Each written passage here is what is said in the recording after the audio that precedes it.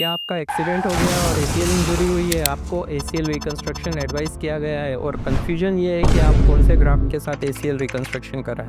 मैं हूं doctor Pritesh Chaudhary, एमएल्स clinic Indore से। और आज हम बात करेंगे एसीएल रिकंस्ट्रक्शन में यूज़ होने वाले ग्राफ्ट के बारे में। अगर ग्राफ्ट को नॉर्मली बांटा जाए तो ऑटोग्राफ्ट, एलोग्राफ्ट और सिंथेटिक ग्राफ्ट में बांटा जाता है। ऑटोग्राफ्ट जब टिश्यू आपकी बॉडी से ही लिया जाता है, एलोग्राफ्ट जब आपका टिश्यू जो रिकंस्ट्रक्शन के लिए यूज़ होता है वो दूसरी डेड बॉडी या दूसरे बॉडी से लिया जाता है, और सिंथेटिक ग्राफ्ट जो सिंथेटिक मटेरियल से बना होता है। एलोग्राफ्ट और सिंथेटिक ग्राफ्ट नॉर्मली विदेशों में या डेवलप्ड कंट्री में यूज़ किया जाता है। हमारी कंट्री में यूज़ होने वाला ग्राफ्ट ऑटोग्राफ्ट होता है। ऑटोग्राफ्ट के बारे में अगर हम बात करें कि एसीएल में सबसे ज़्यादा ऑटोग्राफ्ट कहाँ से, किस किस पार्ट से लिए जाते हैं, तो मेनली ऑटोग्राफ्ट नी के अराउंड या एंकल के अराउंड से लिए जाते हैं। नी के अराउंड से लिए जाने वाले ऑटोग्राफ्ट हैं bone patella bone graft, quadriceps graft और hamstring graft. Bone patella bone graft में पटेला टेंडन से ग्राफ्ट लिया जाता है और साथ में ही पटेला और टिबियल ट्यूबरोसिटी से बोन के पीसेस भी अटैच लिए जाते हैं। इसमें एक बड़ा इंसिजन लगता है और पोस्ट ऑपरेटिव नी के अराउंड पेन हो सकता है, और मेनली ज़्यादा विक्रस एक्टिविटीज़ में, और एक इंसिजन बहुत लंबा लगता है।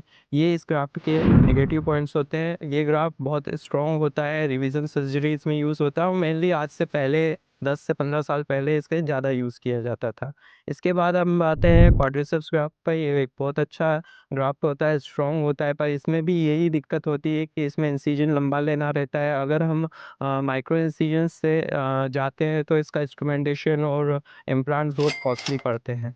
इसके बाद सबसे ज़्यादा यूज़ होने वाला ग्राफ्ट हैमस्ट्रिंग ग्राफ्ट है। ये एक वीक ग्राफ्ट होता है और इसमें टूटने के चांसेस सबसे ज़्यादा इन ग्राफ्ट में रहते हैं। और नी में जब ऑलरेडी एसीएल टियर्ड है तो क्वाड्रिसेप्स और हैमस्ट्रिंग ग्राफ्ट लिया जाता है। तो एसीएल टियर के साथ में नी के फंक्शन इन ग्राफ्ट से और ज़्यादा अफेक्ट होते हैं, और हमारे नी के जो आउटकम आता है एक्टिविटीज़ का वो बहुत कम आता है। इसलिए हम लोग अब नी के अलावा एंकल से जो ग्राफ लिए जाते हैं उसकी साइड बढ़ते हैं। इसमें सबसे पहले जो ग्राफ्ट लिया जाता है वो टेंडो एक्किलीज रहता है। ये एक बहुत स्ट्रॉन्ग ग्राफ्ट है, पर इसमें भी सेम होता है, इंसिजन आपको लंबा लेना रहता है और हमारा डॉर्सिफ्लेक्शन एंकल का प्रभावित होता है। तो आजकल सबसे ज़्यादा जो यूज़ हो रहा है वो पेरोनियस लॉन्गस ग्राफ्ट है, जो कि टिनोडेसिस पेरोनियस ग्रेविस से करने के बाद आपके एंकल मूवमेंट को बिल्कुल भी अफेक्ट नहीं करता है, और एक बहुत ही टेंसाइल अच्छी स्ट्रेंथ का ग्राफ्ट होता है, जो कि फाइबर टेप के साथ ऑगमेंट करके अगर यूज़ किया जाता है तो आपको revision surgery, primary ACL reconstruction या फिर और भी कॉम्प्लिकेटेड सर्जरीज मल्टी लिगामेंट्स की होती है उसमें यूज़ करने में अच्छा रिजल्ट देता है।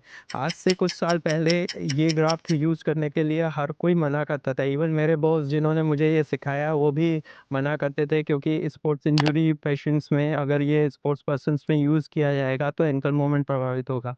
पर मैं खुद ये कम से कम 8 से 10 साल से ये ग्राफ यूज़ कर रहा हूँ। इसमें कोई भी रिजल्ट ख़राब नहीं हुआ है, कोई भी एक्टिविटी डिफ़र नहीं हुई है। तो पेरोनिस लोंगस ग्राफ एक बहुत अच्छा सब्स्टिट्यूट है एसीएल ग्राफ के लिए, पर स्टिल एसीएल के लिए रिकंस्ट्रक्शन के लिए जो ग्राफ लिया जाता है वो एक टेक्निकल इशू है।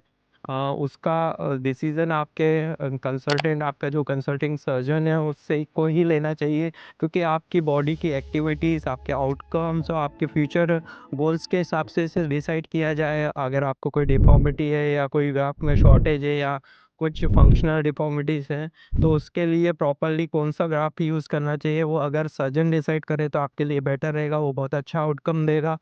तो ये आज के लिए इतना ही कि एसीएल रिकंस्ट्रक्शन में आपको किस टाइप का ग्राफ यूज़ करना चाहिए, कौन-कौन से ग्राफ्ट होते हैं, और इसका डिसीज़न अगर आपका कंसल्टेंट ले तो बहुत ज़्यादा अच्छा होगा।